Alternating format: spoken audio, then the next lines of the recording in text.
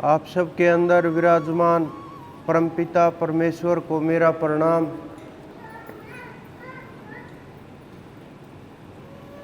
आज आप सब लोग बड़े तहे दिल से, मन से और शरीर के साथ भी यहाँ आए। मैं बाहर गया हुआ था विदेश में, लेकिन उसकी मर्जी थी।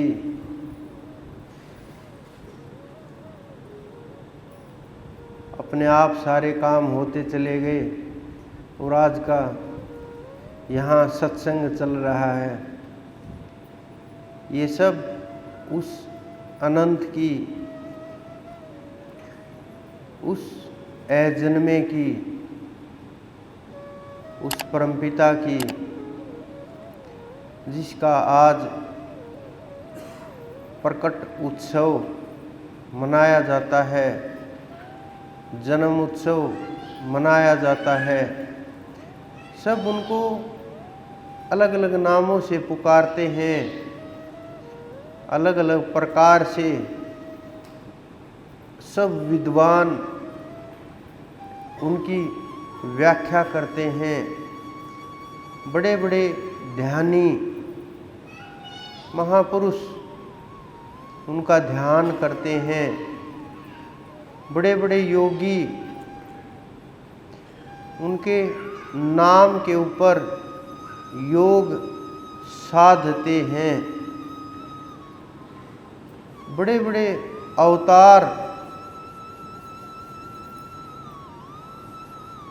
उनकी एक मुस्कान के पीछे दौड़ते हैं, बिना कुछ सोचे समझे, बिल्कुल होश में होते हुए होश खो देते हैं। वो अनंत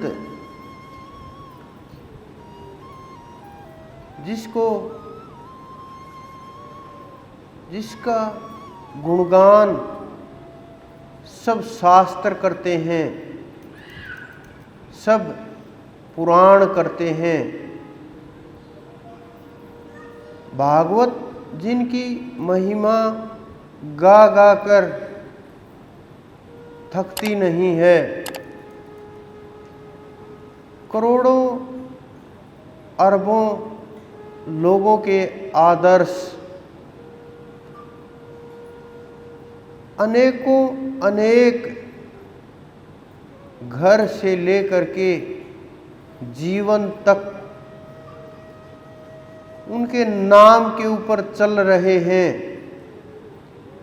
भयभीतों को निर्भय करने वाले, कमजोरों को ताकत प्रदान करने वाले, मार्ग पर चलने वालों को रास्ता दिखाने वाले, इस सृष्टि को संभालने वाले, सारी चीज़ों का बैलेंस बना करके रखने वाले, एक पलक गिरते ही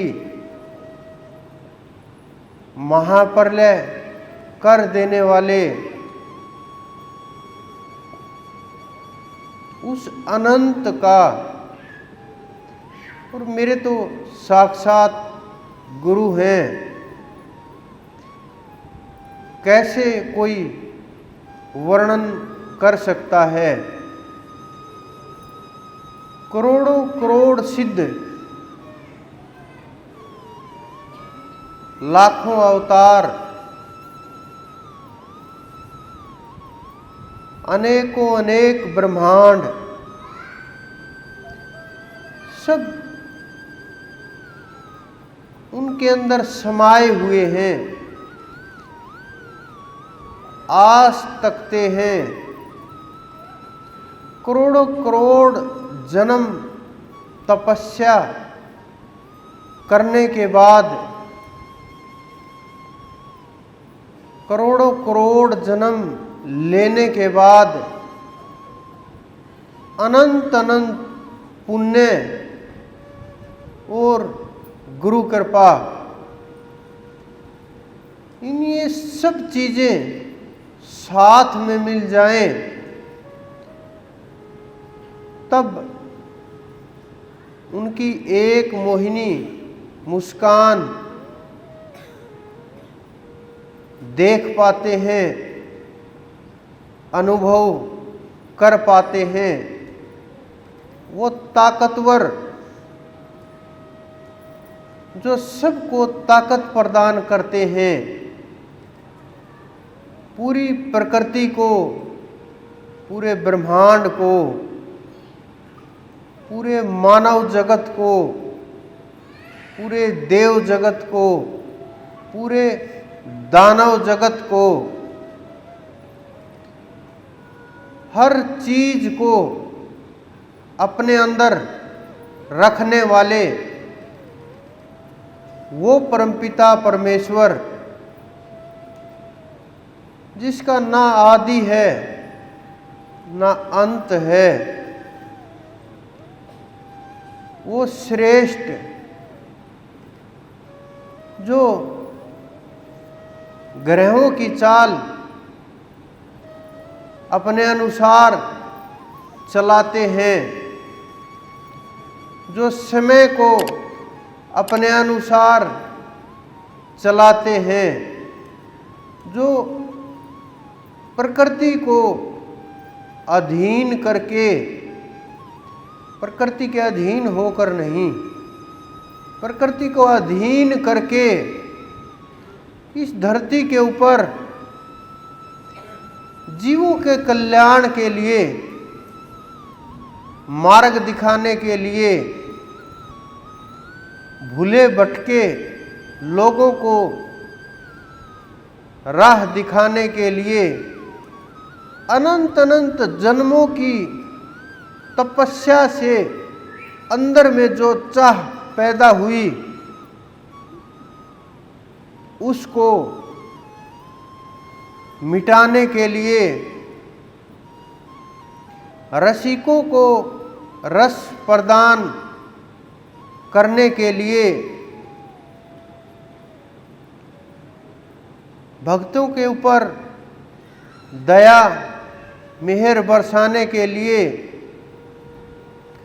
अनंत अनंत कारण, जिनका वर्णन नहीं किया जा सकता, क्योंकि सब कुछ वो स्वयं अपने मुख से वर्णन करके गए हैं। इतिहास रच के गए हैं। तीनों कालों की गति को पकड़ में रखने वाले एक एक अंग इतना ताकतवर कि हाथी भी ना हिला सके, वज्र भी छू ना सके, इतना ताकतवर, और वही इतना कोमल, छोटे छोटे जीवों के ऊपर इतनी कृपा करने वाले उस परमपिता का क्या गुणगान करें। इस ब्रह्मांड के अंदर सब के सब लोग, किसी भी धर्म का हो, सब के सब लोग अगर उसका वर्णन करने लगे, सब के सब अपने अपने मुखों से बोल बोल करके अनेकों पुस्तकें भर दें, तो भी वो अवर्णनीय सोच और समझ से परे, कल्पनाओं से आगे, मन बुद्धि चित्त अहंकार से परे,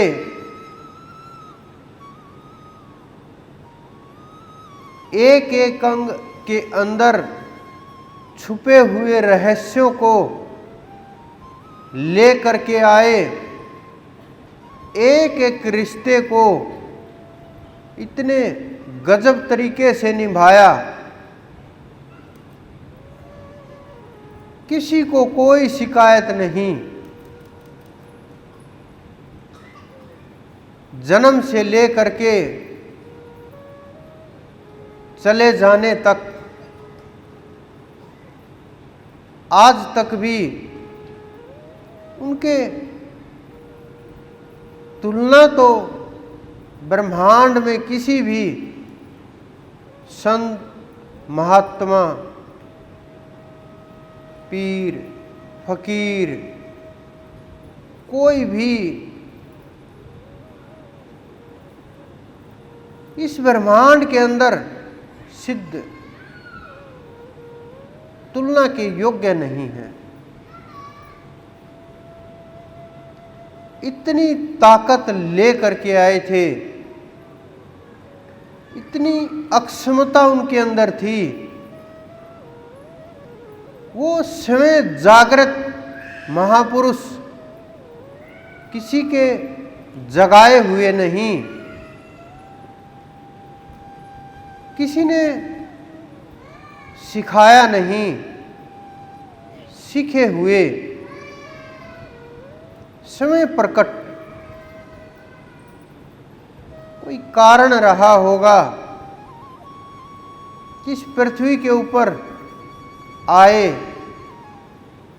अनेक लोग अनेक प्रकार से कारणों का वर्णन करते हैं,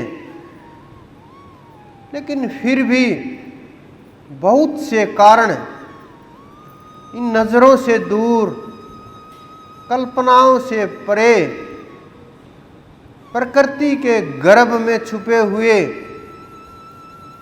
अनंत अनंत इस प्रकार के रहस्य होते हैं जो विद्वानों की नजर से परे, सिद्धों की पकड़ से दूर, कुछ विशेष आई हुई आत्माएं उनको समझ पाती हैं, रहस्यों को जान पाती हैं। वो जान भी उनकी कृपा से पाते हैं, उनकी दया से पाते हैं। उस अनंत की कृपा का क्या वर्णन करें।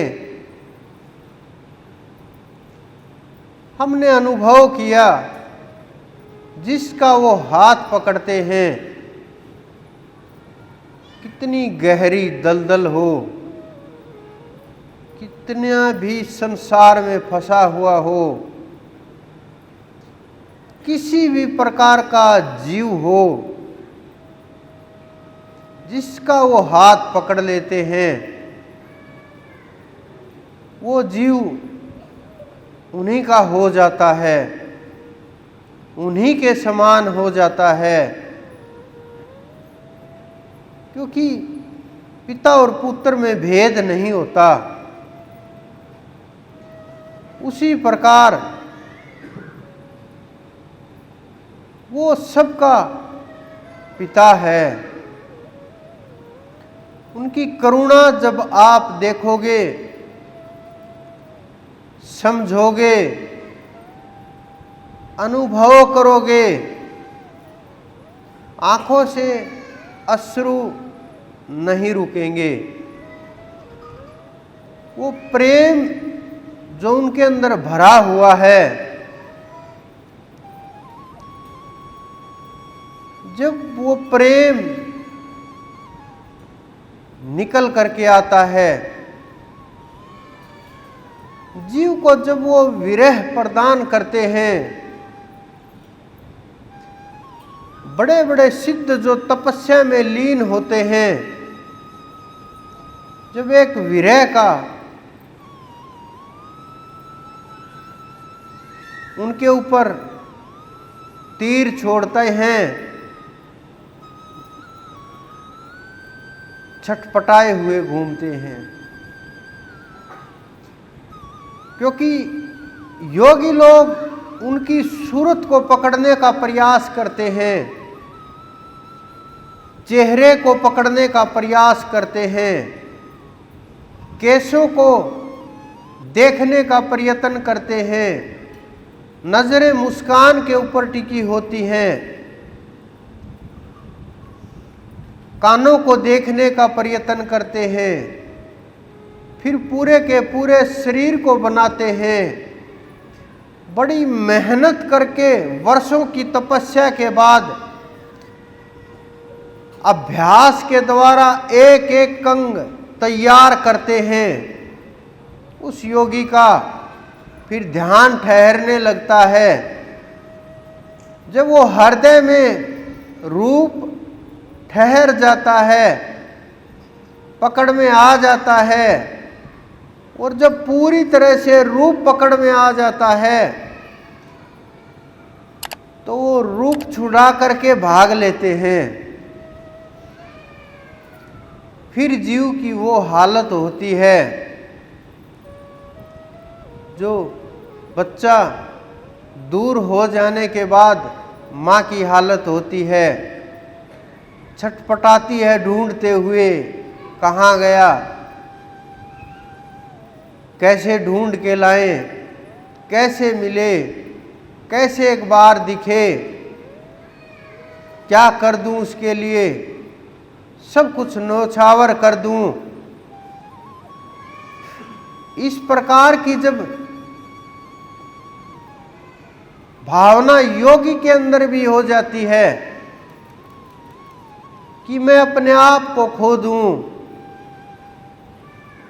तो वो बिना बोले मौन अंदर से छटपटाहट, भय कि किस प्रकार से मैं मिलूं, खोने का भय, मरने का भय नहीं कि कहीं आपके दिमाग में आए कि मरने का भय, मरने का नहीं, उसको खोने का भय, उस परमपिता को कि वो दूर चले गए, कैसे मिलेंगे, कैसे क्या करें, क्या आधार है। मैंने पूरी तपस्या की, सारा जीवन समर्पित कर दिया, मेरे पास अब कुछ नहीं बचा, फिर भी क्यों दूर जा रहे हैं। मैं हृदय से नहीं निकलने दूंगा, पकड़ करके रखूंगा, चाहेंगे तो भी नहीं दूर जाने दूंगा। अनेकों अनेक प्रकार के विचार, और फिर छटपटाहट के बाद अश्रुधारा, फिर दोनों चीज शांत, विचार भी, आंसू भी, बस तड़फ अंदर में, तड़फ तड़फ तड़फ रहा, कब होगा दीदार, एक पल के दीदार पर सब कुछ डालू वार। कि अंदर में इतनी तड़फ हो जाती है, जिस प्रकार मछली बिना पानी के वो तो जिंदा भी रह जाए, लेकिन वो जिंदा नहीं रहती, प्राण छूटने को हो जाते हैं।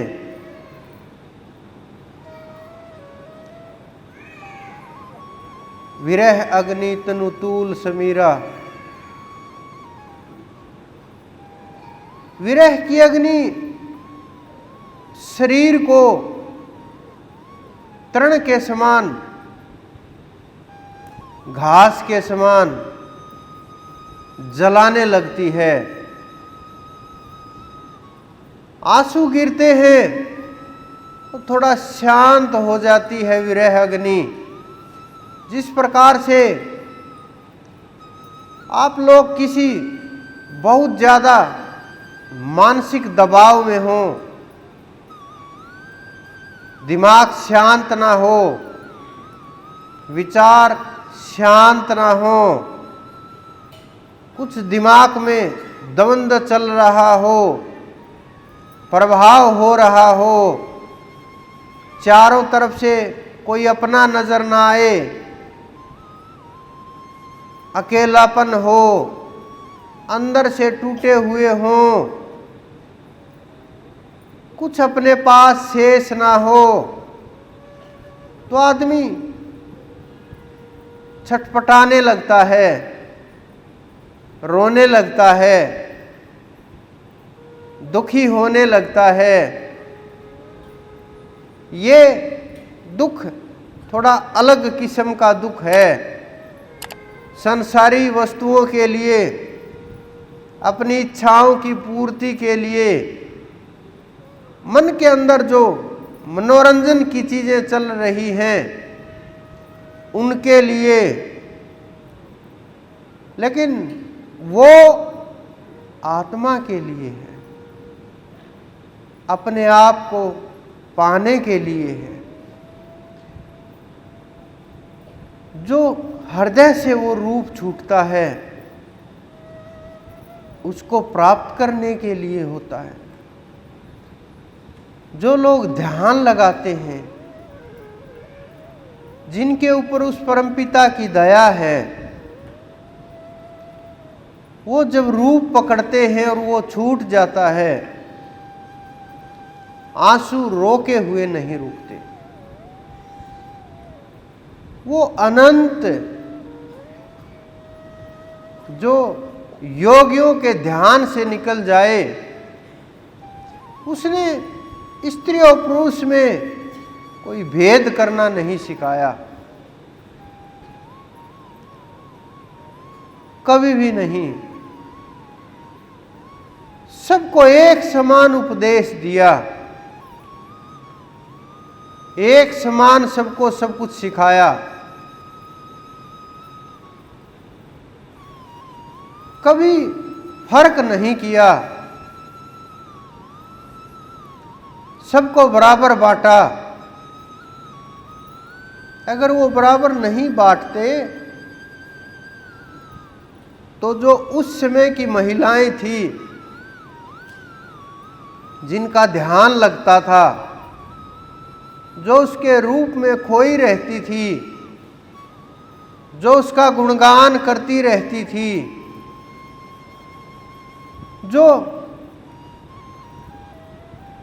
अपना शरीर शुद्ध बुद्ध कुछ था नहीं, बस उस परमात्मा के अर्पण कर चुकी, वो नारियां जिन्होंने बड़े बड़े ज्ञानियों को उपदेश किया, ध्यान और ज्ञान सिखाया, रास्ता बताया, अहंकार भंग किया, अनेकों अनेक प्रसंग पुस्तकें भरी पड़ी हैं। उसका गुणगान और महिमा से उन्होंने जैसा जीवन जिया, ऐसा इतिहास में कोई आज तक ना हुआ है। आगे तो उसकी मर्जी। अवतार अवतार बहुत चिल्लाते हैं, लेकिन इस धरा के ऊपर इस समय कोई अवतार नहीं है। उच्च कोटि के महापुरुष हर समय धरा के ऊपर विराजमान रहते हैं। श्रेष्ठ आत्माएं, पहुंची हुई आत्माएं जगत कल्याण के लिए, मार्ग दिखाने के लिए हर समय उसमें उपस्थित रहती हैं, हर समय कार्य करती रहती हैं। लेकिन जो बोले कृष्ण हूं मैं, राम हूं मैं, शिव का रूप हूं, ये भ्रम और भटकाव पैदा करने वाली चीजें हैं। ज्ञानी हो सकते हैं, महापुरुष हो सकते हैं, संत हो सकते हैं, गुरु हो सकते हैं, पूरे ब्रह्मांड के गुरु हो सकते हैं, तत्व एक हो सकता है अंदर से कि एक ही तत्व है दोनों का, कि कुएं और घड़े में कोई अंतर ना हो, मिट्टी और कुंभ में कोई अंतर ना हो।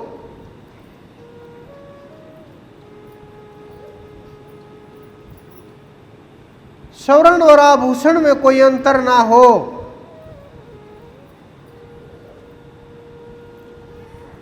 लोहे की चट्टान और लोहे के यंत्रों में कोई अंतर ना हो।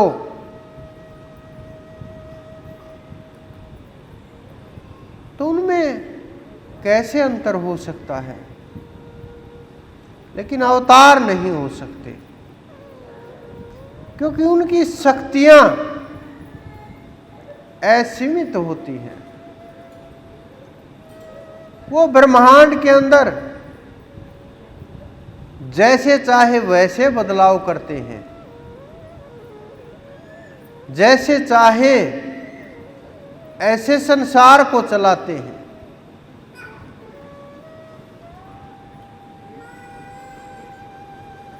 और वो अनंत, उसकी भी डोर उस पूर्ण पुरुष जो ना अवतार लेता है, ना आता है, ना जाता है, ना सोता है, ना जागता है, न खाता है, न पीता है, ना जवान है, ना बूढ़ा है। वो अनंत जो ना अंधेरा है, ना प्रकाश है, ना ज्योति है, ना अंधकार है, ना तेजोमय है,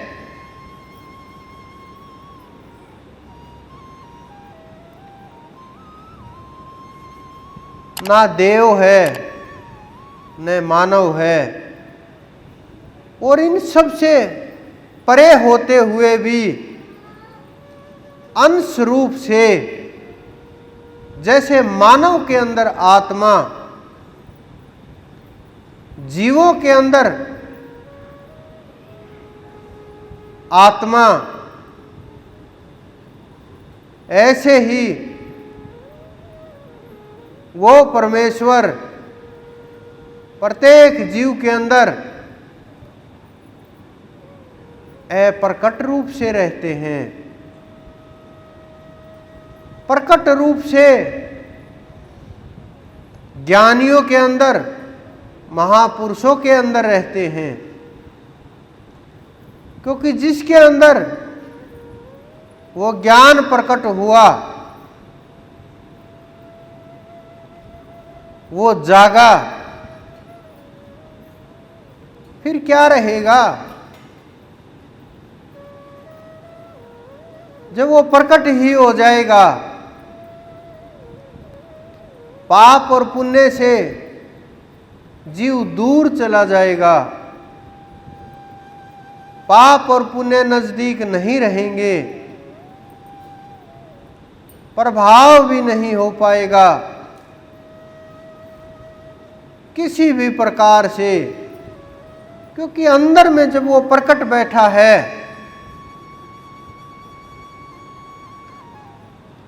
फिर कोई फर्क नहीं पड़ने वाला। चाहे हाथ पैर मार लो, कोशिश कर लो, सोच लो, विचार लो, चाहे कुछ भी कर लो,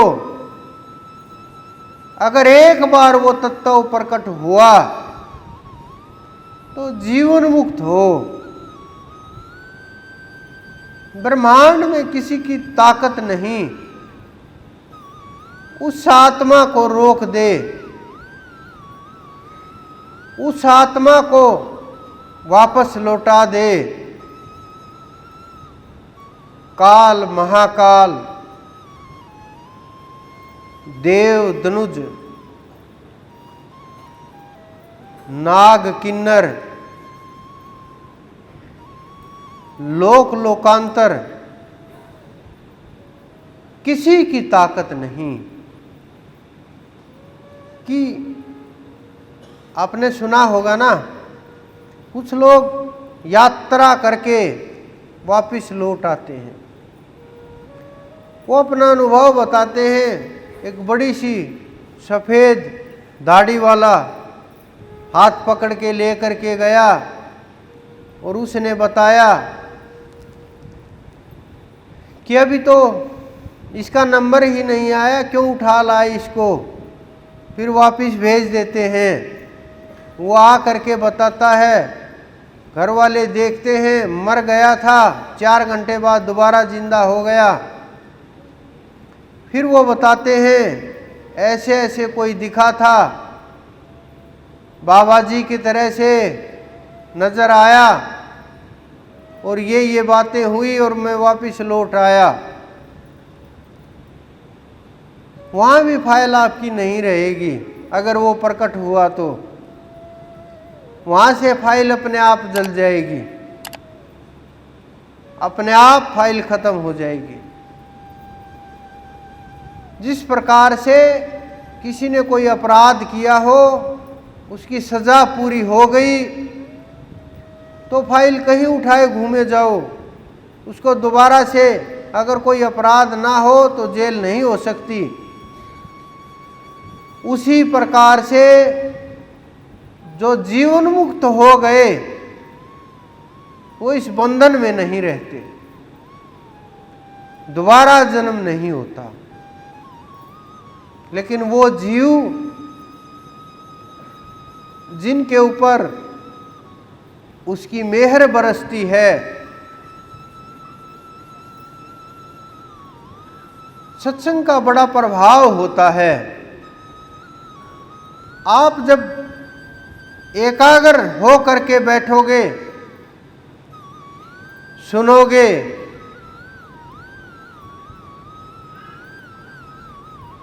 गुणने लगोगे और शब्दों को चुनने लगोगे,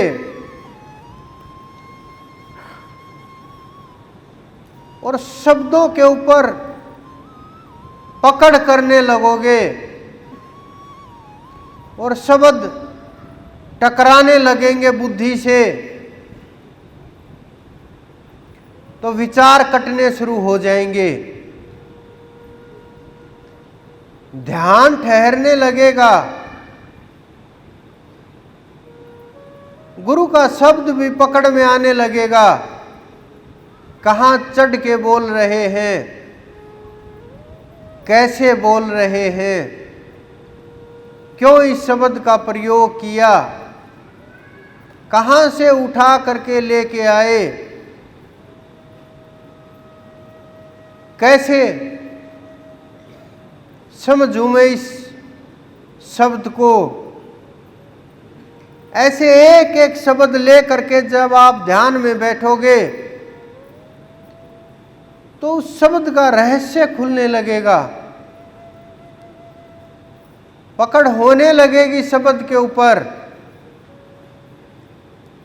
दिमाग शांत होने लगेगा। चीजें जो फैली हुई थी, उपयुक्त चीजें जिन्हें मान बैठे थे, वो अनुपयुक्त चीजें समझ आ जाएंगी कि सही वस्तु क्या है, सही मार्ग क्या है, सही से कैसे चलना है, सही से कैसे कदम बढ़ाना है, कैसे ध्यान एकाग्र हो जाए, कैसे मन काबू में आ जाए। ये सब अनुभव सत्संग में प्राप्त जो शब्द हैं, उनको पकड़ करके ध्यान में उतरोगे, जीवन में उतारोगे। पहले शरीर से आरंभ करोगे, फिर मन से आरंभ करोगे, फिर बुद्धि से होगा, फिर हृदय से होगा, और फिर अंदर में काम शुरू हो जाएगा। क्योंकि एक बार शब्द टकराया, ये ऐसे समझो जैसे दरवाजे को हथौड़ा ले करके तोड़ते हैं। वो कितनी देर ठहरेगा, कितनी चोट सह पाएगा। तो वो शब्द जो नाम है, वो उस बंद द्वार को तोड़ देगा, मार्ग आपका खोल देगा, रास्ते सरल हो जाएंगे। चीजें जो फैल गई थी साधारणतः रास्ते के ऊपर आ जाएंगी, मन पकड़ में आ जाएगा। जितनी आप सेवा बाहर के कृष्ण की करते हैं, उतनी मानसिक सेवा करें, ध्यान में सेवा करें, बैठ के सेवा करें, हजारों गुना ज्यादा फल प्राप्त होगा। क्योंकि मन पवित्र होने लगेगा। कैसे वो अवतार धरती के ऊपर आए, जन्म से ही अपनी ताकत का प्रयोग शुरू कर दिया, किसी से परमिशन नहीं मांगी, मैं ये काम करूं ना करूं, ये होना चाहिए ना होना चाहिए, कभी नहीं। जो सही था उस समय के लिए, जो चीजें अनुकूल थी, जो चीजें उपयुक्त थी समय के अनुसार, आज अगर हम वही काम करेंगे उसकी तरह से, तो आप समझ सकते हो क्या हालत होगी जीव की। कौन समझ सकेगा। इतिहास उठा करके देखो, उन्होंने जितने भी काम किए, भोजन से लेकर के, विवाह से लेकर के, राज और युद्ध तक, संतान उत्पत्ति देख लीजिए, और परिवार का जो उन्होंने जाते समय सब कुछ समेट करके ले गए, वो भी आप समझिए कि कोई अपने बच्चों को कैसे ऐसे समेट करके ले जाता है। उन्होंने फैलाया कुटुंब, फिर सारा समेटा, इकट्ठा किया और निकल लिए। जो पीछे बचे वो बस कुछ ही शेष जीव थे जो रह गए थे, वरना लगभग सबको समेट करके किसी भी माध्यम से, किसी भी कारण से उन्होंने ऐसा कोई कर्म नहीं, चाहे आप उसको अच्छा मानते हो, बुरा मानते हो, तुलना करते हो, जज करते हो, अपने तरीके से तोलते हो, अपने तरीके से अनुमान लगाते हो, अपने तरीके से व्यवहार करते हो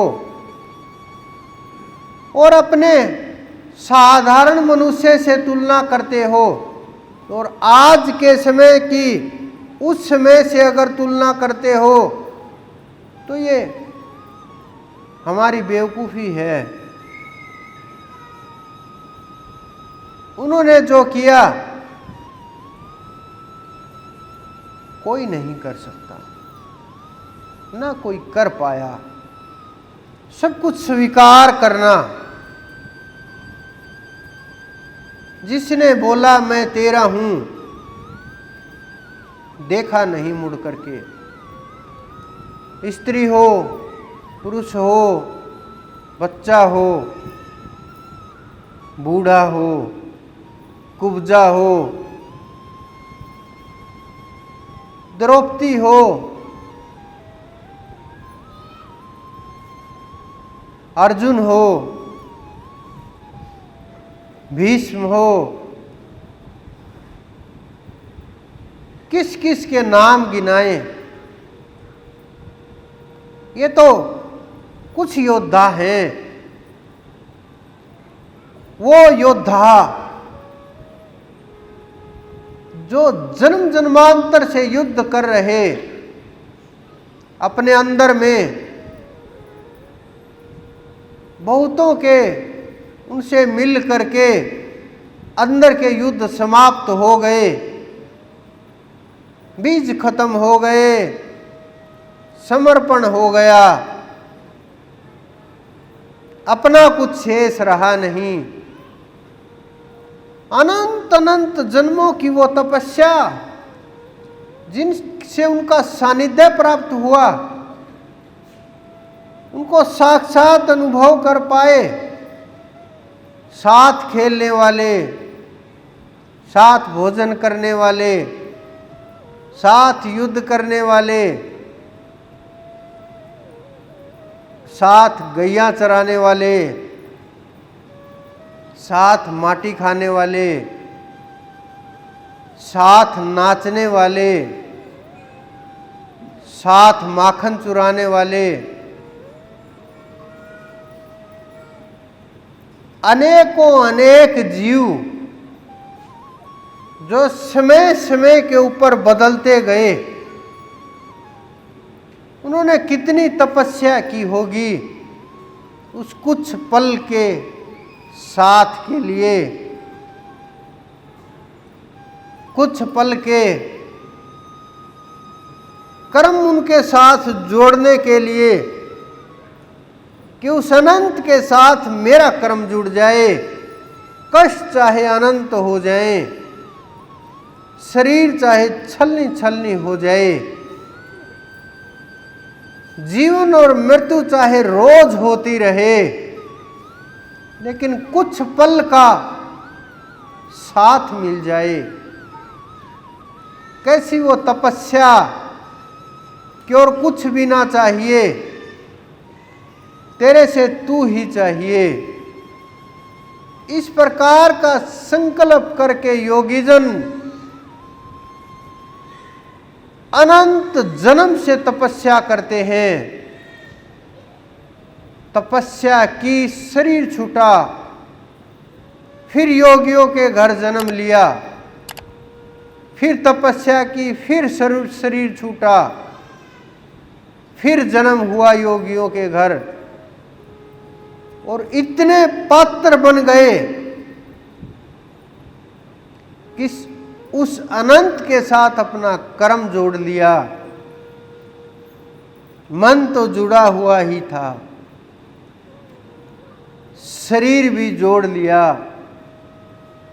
तन भी जोड़ लिया, कर्म के सहभागी हुए। जिस प्रकार से सहपाठी होते हैं, साथ पढ़ने वाले, जिस प्रकार से साथ खेलने वाले, गेम करने वाले होते हैं, जिस प्रकार से परिवार वाले होते हैं,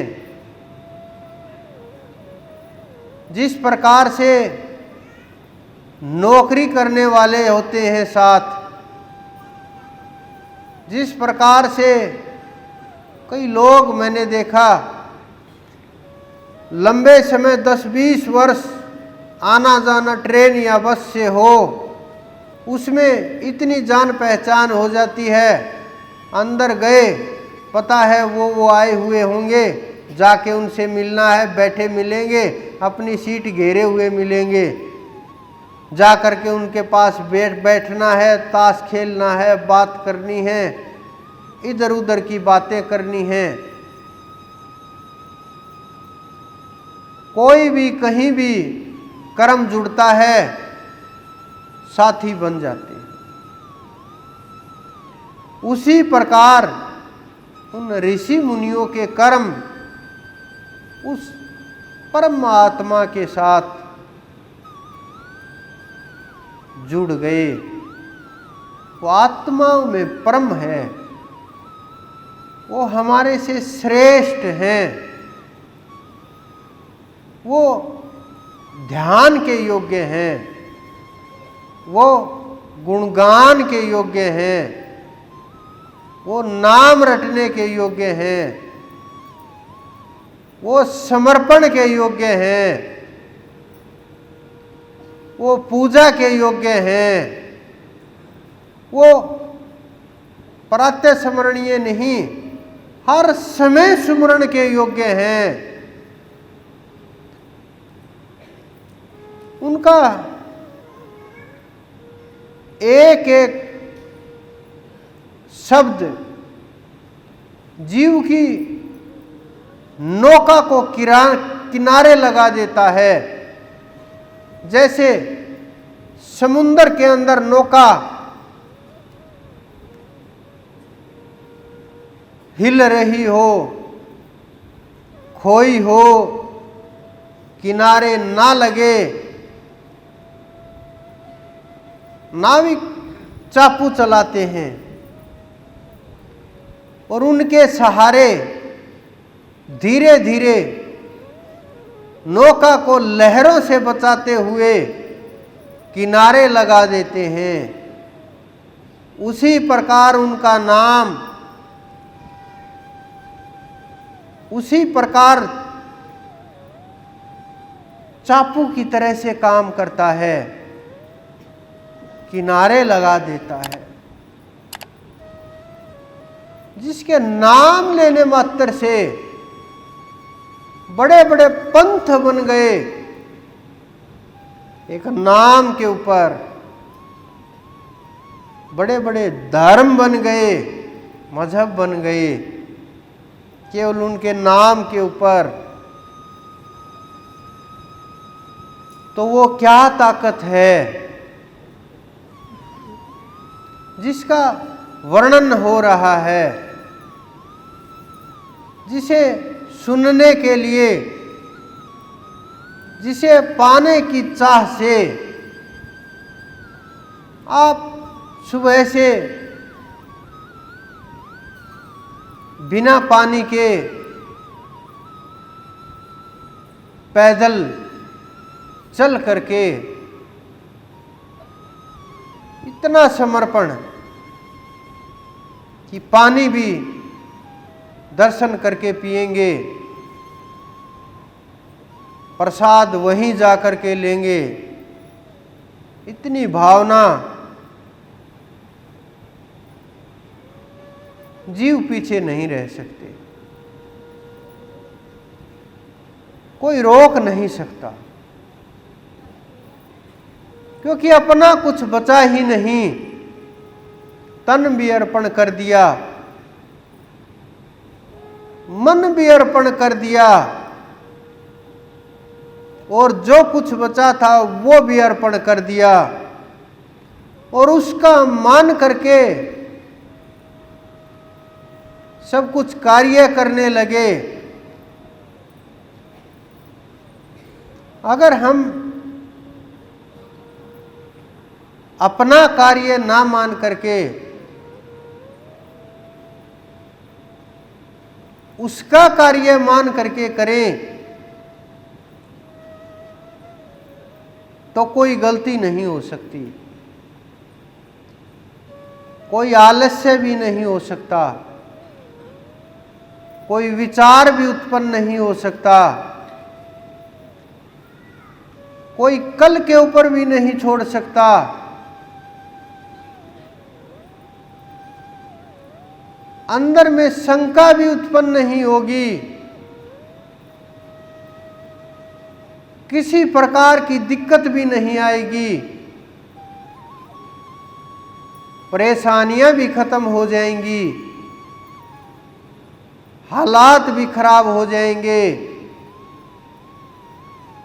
ना कुछ शेष रहेगा, ना खोना रहेगा, ना पाना रहेगा। बस एक ही दिमाग में चीज रहेगी कि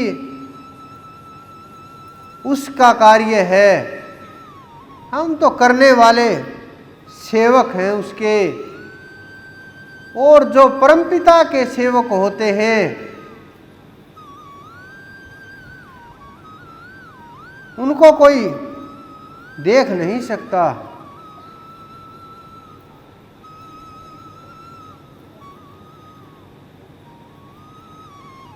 अगर इस बात में शंका हो तो आप दुर्वासा जी को पढ़ लीजिए, क्या हालत की थी। अपने सेवक को जो उसको स्वीकार हो गया और वो निर्मल करने के लिए, कर्म काटने के लिए, रास्ता खोलने के लिए, चढ़ाई करवाने के लिए, पूर्णता के लिए, जन्म जन्मांतर के कर्म मिटाने के लिए, अगला जन्म समाप्त करने के लिए, अनेकों कर्मों को इकट्ठा करके थोड़ा सा कष्ट दे करके निकाल दे। कितना दयावान वो परमात्मा, कितनी कृपा करता है वो सेवक के ऊपर।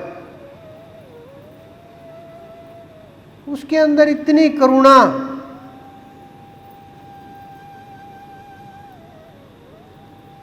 क्या कल्पना करूं मैं। उसका जब नाम उठता है, जब कल्पनाओं की बारी आती है, शब्द समाप्त हो जाते हैं, अंदर में ठहराव हो जाता है, मन बुद्धि चित्त उसी की ओर उड़ने लगता है और शब्द समाप्त होने लगते हैं। ध्यान लग करके चढ़ाई वहीं तक टकराती है, सूरत चढ़ जाती है अपनी मंजिल के ऊपर। मैंने उसको अनुभव किया।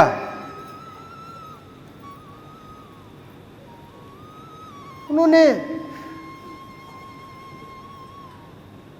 हमें सिखाया जैसे आप लोग अपने बच्चों को हर चीज सिखाते हो, प्रत्येक चीज, उन्होंने मुझे सब सिखाया। और जो बचा हुआ है वो सिखा रहा है। हम सीखते रहते हैं, आज भी सीख रहे हैं और सीखना कभी बंद नहीं करेंगे, सीखते रहेंगे, आखिरी सांस तक सीखते रहेंगे, जब तक सांस चल रही है। उन्होंने अनुभव कराया, गुरु क्या तत्व है। ये तत्व तभी समझ में आता है जब आप वहां तक पहुंच जाओगे, आप बन जाओगे, उसी का रूप हो जाओगे। कितनी ताकत है उसके अंदर। मेरे जैसे मूर्ख को भी, जो कुछ भी ना जानता हो, कुछ भी ना मानते हो, किसी को कुछ ना समझते हो, और ऐसे जब हमारे जैसे के ऊपर कृपा कर सकते हैं, आप तो हमारे से बहुत ज़्यादा उत्तम समझता हूं मैं। क्योंकि आपके अंदर वो परमात्मा विराजमान है। उन्होंने मुझे सिखाया कि प्रत्येक जीव के अंदर वो आत्मा अंदर में स्थित है। उन्होंने अनुभव कराया, ऐसी कोई जगह नहीं जिसका लोग संत महात्मा वर्णन करते हैं, परात्पर से परे बोल करके, उससे और भी कई कदम आगे, जहां कदम रुक जाते हैं, ठहर जाते हैं। जिस दरबार से निकल करके आते हैं, वहां तक वो हाथ पकड़ के ले करके गए। वो कृपा निधान कैसे भूल जाएं उनके एहसान को, चुका नहीं सकते, चुकाने का विचार भी कैसे कर सकते हैं। क्योंकि आज भी हम उन्हीं के ऊपर निर्भर हैं, उन्हीं के शरण हैं। जब हमारा कुछ बचा ही नहीं, तो हमारे पास देने को क्या रह गया। जितना भी जो कुछ है, हम उन्हीं की कृपा, उन्हीं का दिया हुआ, उन्हीं का सब कुछ, उनसे अलग कुछ भी नहीं। हम तो अज्ञानी जीव थे, ज्ञान ही नहीं था। कैसे ध्यान करते हैं ये भी नहीं पता था, परमात्मा का गुणगान कैसे करते हैं ये भी नहीं पता था, कैसे मिलेंगे वो ये भी अंदाजा नहीं था, तरीका और पद्धति क्या होती है कोई बताने वाला भी नहीं था। भ्रमित करने वाले लाखों थे, बताने वाला नहीं। भीड़ लगी थी, मेरे पास आ जाए, मेरा नाम ऊंचा उठ जाए, मेरी सुन ले। अनेकों गुरु चक्कर काट रहे थे कि किसी भी प्रकार से ये मिल जाए बस। कुछ करना ही ना पड़े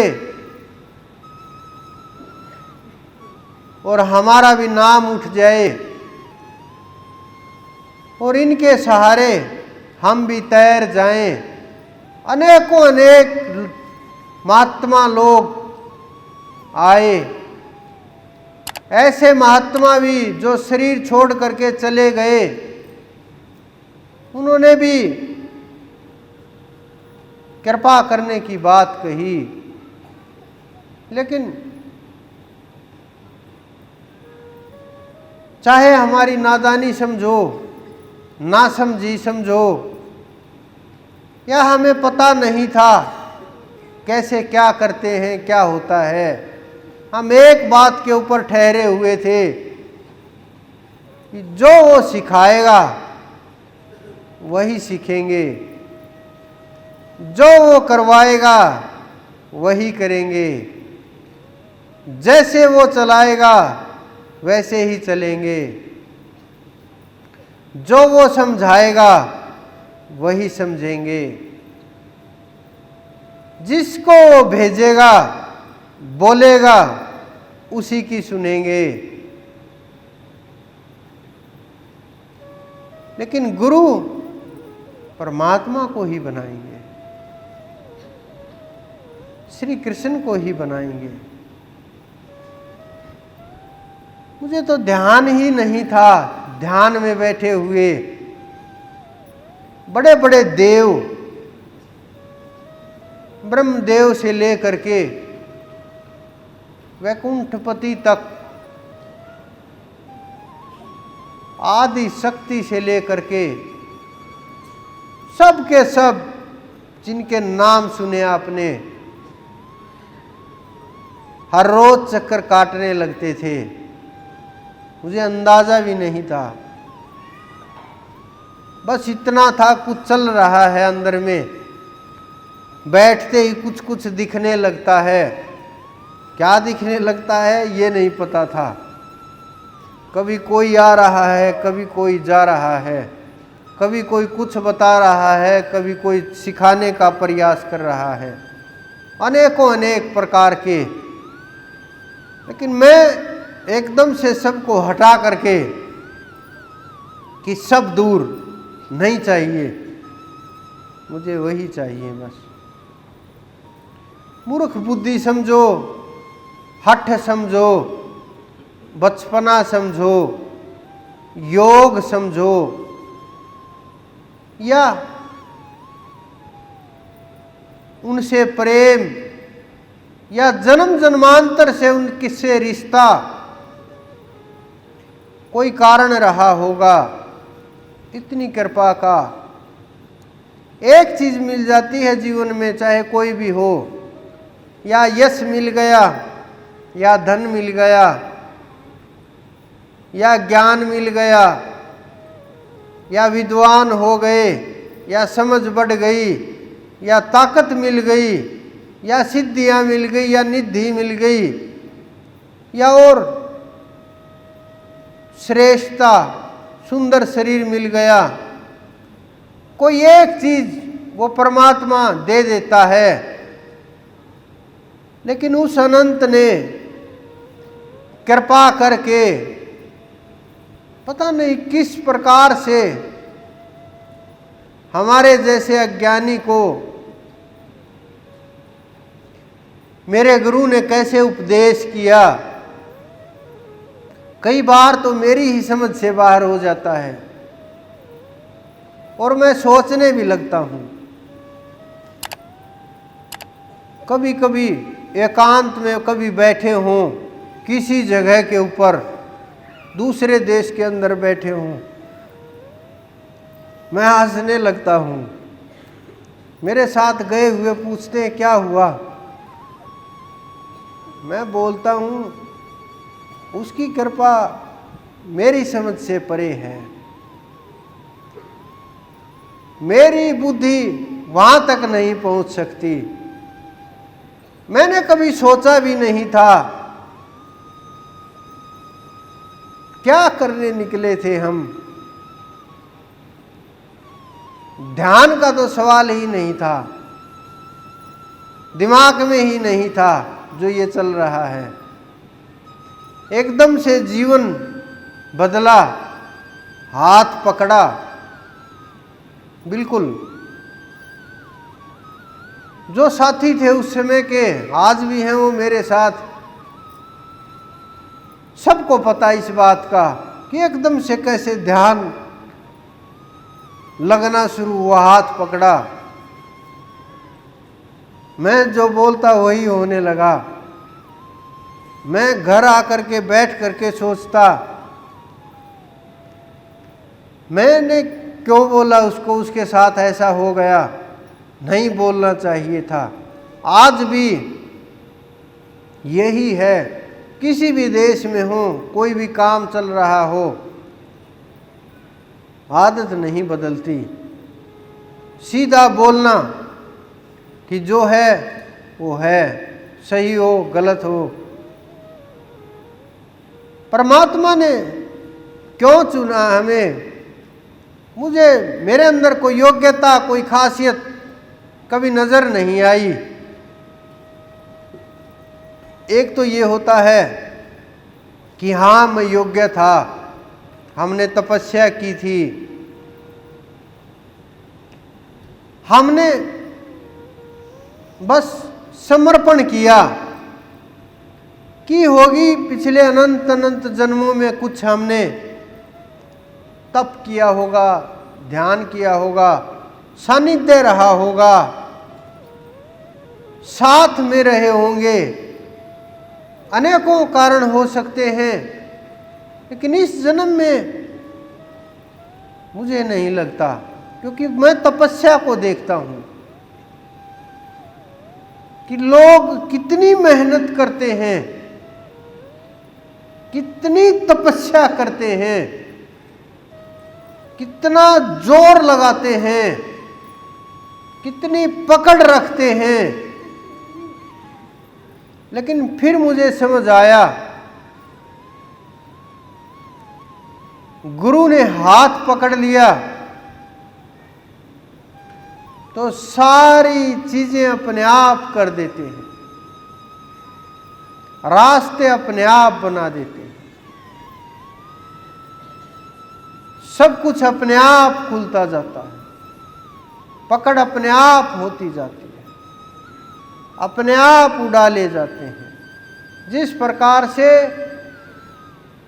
कोई अमीर व्यक्ति अपनी संतान को अपनी जमा पूंजी दे करके एक पल में अमीर बना देते हैं, उसी प्रकार से उस अनंत ने, मेरे गुरु ने मुझे अमीर बना दिया। मेरे पास कुछ नहीं था, आज भी नहीं है।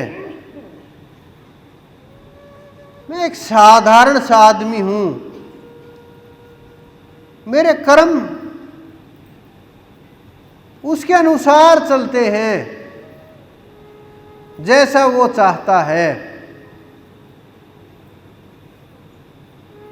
सोच और समझ से परे वो मेरे साथ खेल खेलता है, हिला हिला करके देखता है कि कहीं किसी कर्म में डर तो नहीं बचा, घबराहट तो नहीं है, कुछ खोने पाने का कुछ बचा हुआ तो नहीं है, भोग और योग में फर्क तो नहीं है। हिला हिला करके देखता है, हिला हिला करके।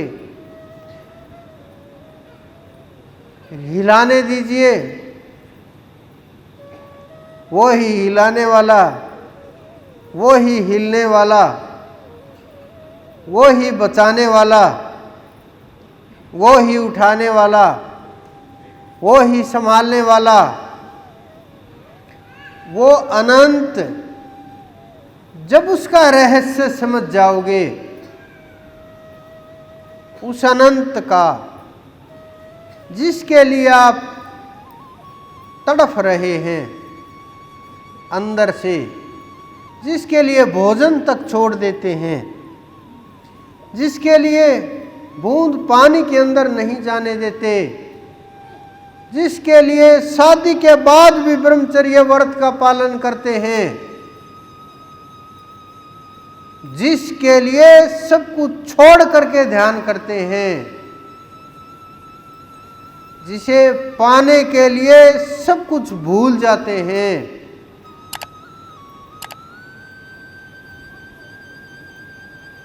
वो अनंत, वो कृपा निधान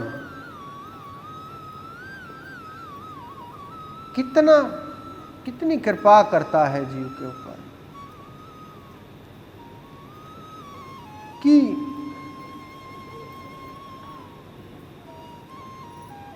मेरे दिमाग में था, क्योंकि मैं किसी काम के लिए गया हुआ था विशेष, वहाँ उन्होंने मुझे बोला कि कम से कम 15 दिन तो लगेंगे इस काम के लिए,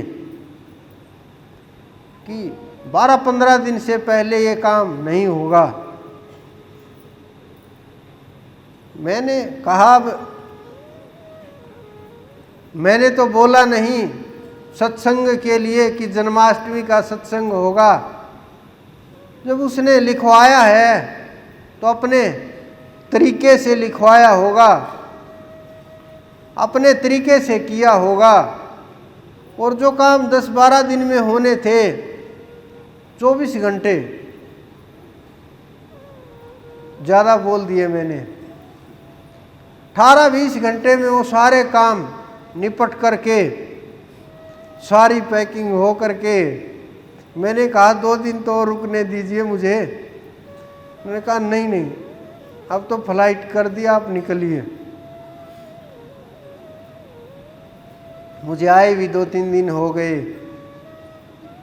वो अनंत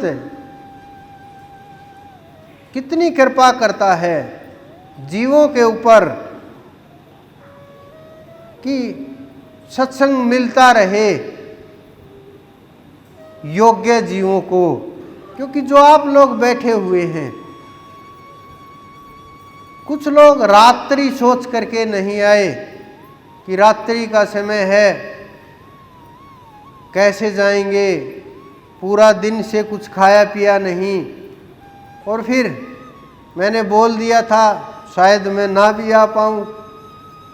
तो कुछ लोगों को ये भ्रम रह गया कि नहीं आएंगे नहीं, पूर्णिमा के ऊपर ही चलेंगे अब तो, और सत्संग उसी समय होगा। तो जब गुरुजी मिलेंगे ही नहीं तो फिर क्यों जाना है। बेचारे भोले जीव उस अनंत की कृपा को समझना बड़ा मुश्किल है। कुछ लोग चाहते थे आ जाएं, घर वालों ने नहीं आने दिया। कुछ लोग, मैं आया तो देखा हमारे एक सेवादार को ज़्यादा दिक्कत हो गई थी, तो उसका डॉक्टरों ने लेटा रखा। मैं वहीं पहुंचा रात्रि के समय, एकदम से किसी को यकीन ही नहीं हुआ कि मैं ऐसे भी जा सकता हूँ क्या। वो सो रहे, मैंने कहा सोने दीजिए, मत उठाओ। मैंने कहा नहीं ऐसे नहीं हो सकता, ये हमें जीने नहीं देंगे कल अगर ना उठाया तो। मैंने कहा नहीं सोने दीजिए। उन्होंने हड़बड़ा करके उठाया। डॉक्टरों में हलचल मच गई एकदम से कि इस टाइम के ऊपर ये क्या चल रहा है। वो लोग कितने दिल से, मैं देखता हूँ कितने अंदर से भाव उनके मजबूत हैं। डॉक्टर ने बोला हिलना नहीं है, हिले तो जान चली गई। उन्होंने बोला उन्हीं के पास जा रहे हैं जो जान को देने वाले हैं, मैं नहीं रुकूंगा चाहे कुछ भी हो जाए। और वो सब कुछ छोड़ छाड़ करके आपके बीच में ही हैं। बड़े आश्चर्य की बात है। मैं सोचता हूँ फिर आप लोग बोलते हैं कि ये यहाँ क्यों, मैं क्या करूं। ऊपर वाला भाव देखता है, अंदर के अंदर प्रेम देखता है, विश्वास देखता है, श्रद्धा देखता है, समर्पण देखता है, और उसे और कुछ नहीं चाहिए। बाकी वस्तुएं बाहर की हैं, वो निपट लेंगे, वो कोई बड़ी चीजें नहीं होती। तो इस प्रकार के लोग, तो मैं कई बार आश्चर्यचकित हो जाता हूं। इतना भाव, इतना प्रेम कैसे मुझ जैसे ज्ञानी से, मूर्ख से, क्यों?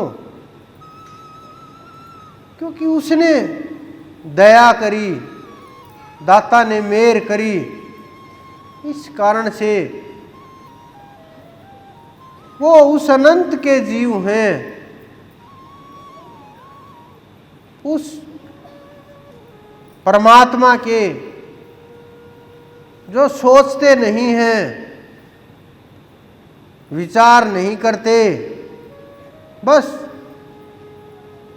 एक लगन है कि उसके हैं, बस वही संभालेगा, कि दूसरा कोई नहीं, ब्रह्मांड में ही नहीं है कोई।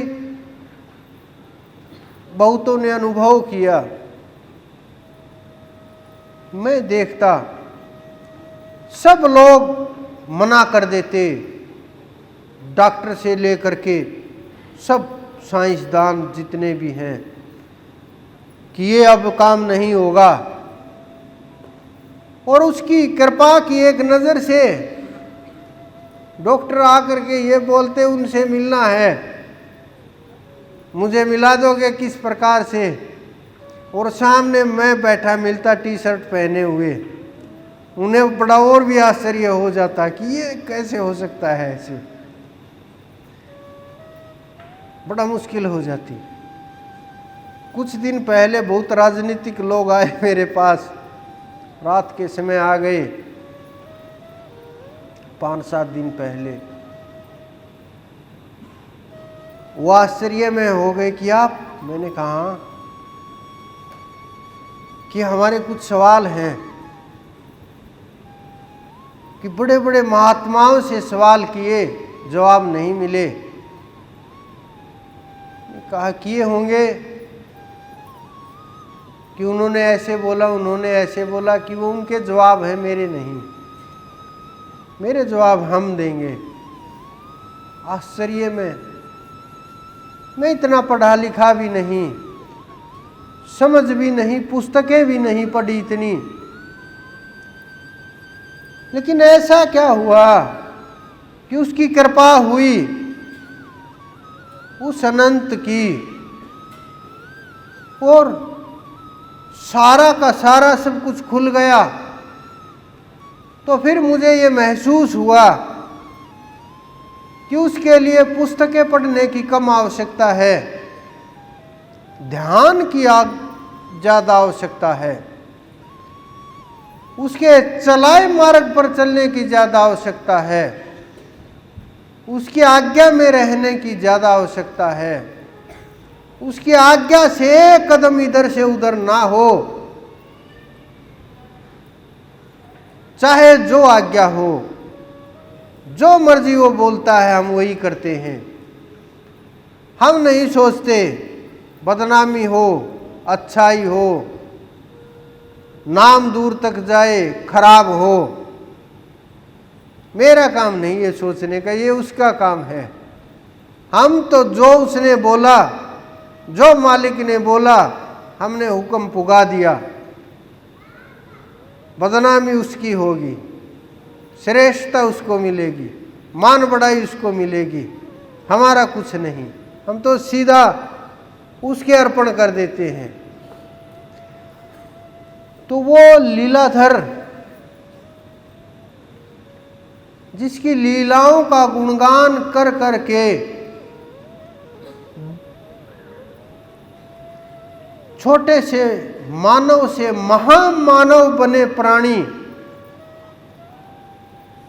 जिन्होंने मुक्ति को छू लिया, पा लिया, वो कितनी महानता है उनके अंदर। कोई भी ऐसा कर्म नहीं जो उन्होंने नहीं किया, कोई भी इतिहास उठा करके देखो। जिनको आप घृणित से घृणित कर्म मानते हैं कि एक व्यक्ति 8-8 पटरानियां लेकर के घूम रहा है और बोलता है मैं योगी हूं, कोई एक भी लेकर के घूमे आप क्या बोलोगे उनको? और कोई 2 लेकर के घूमे तो क्या बोलोगे उनको? अगर तीसरी आ जाए तो योगी तो दूर, आप उसे सामाजिक आदमी ना मानो, आप उसके पास बैठना पसंद ना करो। घर आ जाए तो ये बोल दो भाई हमारे घर मत आया कर, बच्चे हमारे यही सीखने लग जाएंगे तेरे जैसा व्यवहार। और हम उसकी पूजा करते हैं जिसकी 8-8 पटरानियां थी और सबको घर में रखते थे एक साथ। कितना तगड़ा मैनेजमेंट था उनका, क्योंकि आज का समय देखिए आप, घर संभाले हुए नहीं संभलते,